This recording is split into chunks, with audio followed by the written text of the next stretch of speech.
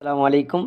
তোমাদের যাদের অণুবন্ধী অম্ল অ্যাসিড ক্ষার অর্থাৎ অণুবন্ধী অ্যাসিড কোনটা অণুবন্ধী ক্ষার কোনটা এটা বের করতে প্রবলেম, তারা দেখে নাও কিভাবে বের করতে হয়, সারা জীবনে ভুলবা না। ধরো আমি একটা যৌগ লিখলাম HSO4 মাইনাস। আমি দুইটা কোশ্চেন করলাম, এর অণুবন্ধী অম্ল কোনটা, এবং আরেকটা কোশ্চেন করলাম অণুবন্ধী ক্ষার কোনটা। আগে বলো ভাই, অম্ল মানে কি? অম্ল মানে হচ্ছে অ্যাসিড, রাইট? ক্ষার মানে কি? বেস। আসো তাহলে, যদি ভাইয়া অণুবন্ধী মানে মনে রাখ ভাই এইচ প্লাস, অণুবন্ধী মানেই কি এইচ। আমি আবারও বলতেছি, অণুবন্ধী মানে এইচ। আসো এই যৌগটার অণুবন্ধী অম্ল কি হবে দেখি।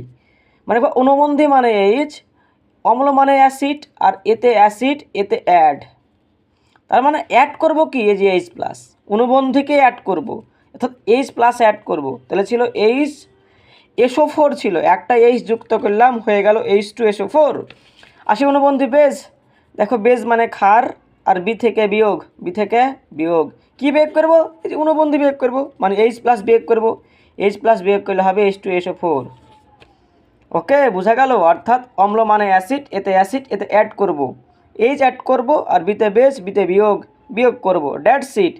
যারা এইচ এবং কোনো আয়নের তার সামনে যদি মাইনাস থাকে ওপরে, তাহলে সেগুলা উভধর্মী হয়। যেমন এটা একটা উভধর্মী যৌগ, তার সাথে আছে পানি, একটা উভধর্মী যৌগ।